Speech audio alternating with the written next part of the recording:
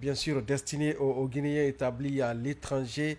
Et voilà, donc cette fois-ci, le département a eu les compétences, on va dire, bien sûr, de le faire. Nous allons suivre à propos le ministre des Affaires étrangères et des Guinéens établis à l'étranger, Dr Maurice Sanda Kouyaté, qui revient sur quelques spécificités techniques et pourquoi pas aussi la portée de cette démarche, tout en mettant en garde toute tentative, bien sûr, de marchandage autour de ce processus de délivrance, bien sûr, de ces passeports. On va l'écouter. Il est toujours important de rappeler que le 5 septembre 2021, quand le président venait aux responsabilités, nos compatriotes étaient obligés de prendre l'avion, payer les billets d'avion à 2000, 3000 dollars, venir ici, se mettre en rang, rester pendant une semaine, certains pendant un mois, et entrer en contact avec la sécurité. Une fois qu'ils ont leur passeport, reprendre leur avion et partir. Et certains venaient avec des difficultés parce qu'il y avait des changements sur leur information.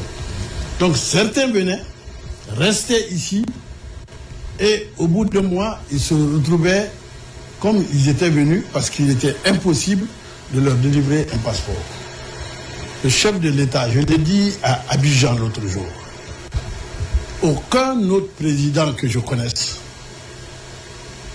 n'est imprégné de la situation de la diaspora, de sa diaspora, plus que le président général Mamadi Doumbouya. Il sait ce que nos compatriotes endurent à l'extérieur. C'est pourquoi il s'est focalisé sur ces dossiers qui perturbent la vie de nos compatriotes souvent. Lorsqu'un Guinéen s'enrôle dans une ambassade à l'extérieur, automatiquement les données viennent ici, il reçoit un message sur son téléphone là-bas pour dire nous avons reçu vos informations, nous reviendrons. Une fois que son dossier est traité, il reçoit un message comme quoi son dossier est traité et son passeport est imprimé.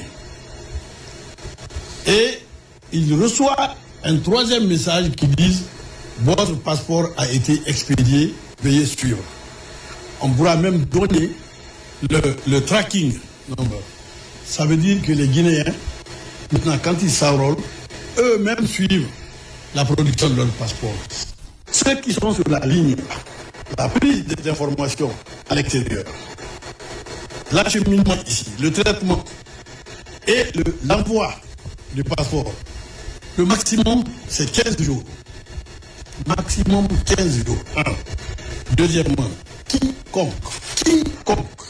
quiconque se fera prendre dans la perturbation, dans l'arnaque, dans la magouille, pour ternir l'image de cette décision souveraine du chef de l'État, quiconque se fera prendre sera poursuivi comme criminel et passera devant les juridictions. Ça, ce n'est pas négociable.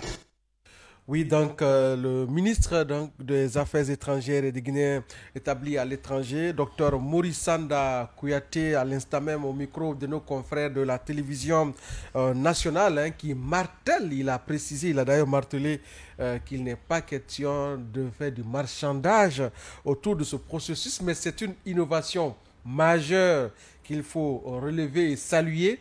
Le fait que les Guinéens désormais, d'où qu'ils se trouvent sur la planète, peuvent entrer en possession de leur passeport sans se déplacer et en 15 jours, mais ma foi, c'est vrai, on ne peut mieux. Je me dis que, comme il a rappelé, c'est que c'est de la nouveauté. D'abord, on le savait avant, c'était seulement que le ministère de la Sécurité qui avait l'apanage de la confection des passeports, de la délivrance des passeports. Désormais, le ministère des Affaires étrangères a la compétence. Et l'autre chose également, il a rappelé, on ne peut pas dire mieux que le ministre. On sait la tracasserie, comment est-ce que les gens obtenaient, il fallait des jours, tout ça. Mais il faut dire quand même que cette initiative, quand même, c'est une sorte d'instruction ferme donnée par le président de la République qui vise à alléger les difficultés rencontrées par les Guinéens vivant notamment hors du pays dans l'obtention de ces documents. Parce que tout simplement, aujourd'hui, imaginez que pour un document pour lequel vous pouvez faire un mois, ou parfois, parce que bon, moi je connais des frères, quand ils venaient, ils avaient des sous, leur argent de poste.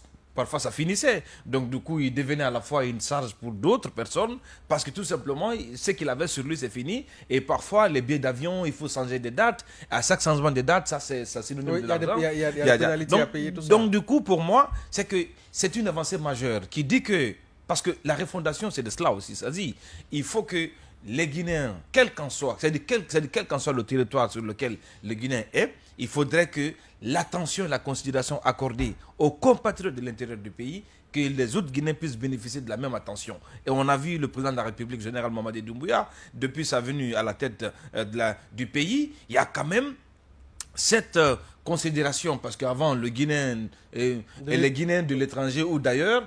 On les appelait d'ailleurs les Guinéens de l'étranger. De l'étranger. La dénomination... Donc, du coup, a été de l'étranger, c'est différent de Guinéens établis à l'étranger. C'est différent. Ouais. Donc, il y avait une sorte de sosification voilà, des Guinéens à l'extérieur.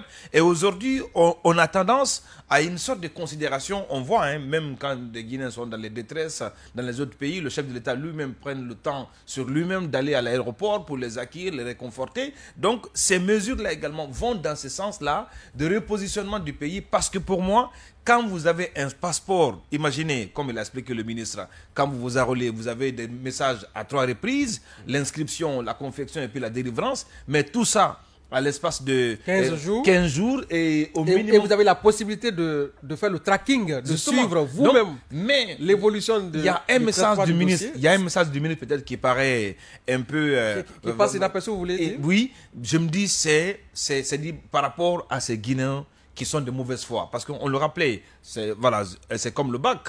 Les mauvaises habitudes, on a beau prendre des mesures. Justement. Donc il faut que l'État reste rigoureux et intransigeant sur la question, que la possibilité qui est faite. Donc il ne faudrait pas que d'autres personnes de mal intentionnées profitent de ça pour arnaquer les gens. Alors que ce n'était pas ça l'objectif, notamment initial. Oui, Bella Kamano. Bon, moi, vous me permettrez de parler un peu de ce ministre qui est en train de marquer la transition par des actes, encore une fois, inoubliables, des actes qui, à ma foi, mettent un terme entre les anciennes pratiques et les nouvelles pratiques diplomatiques.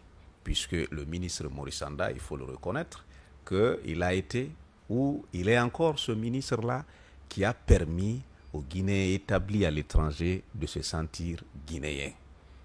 Malgré la distance entre eux et leur pays, grâce aux actes qu'il est en train de poser.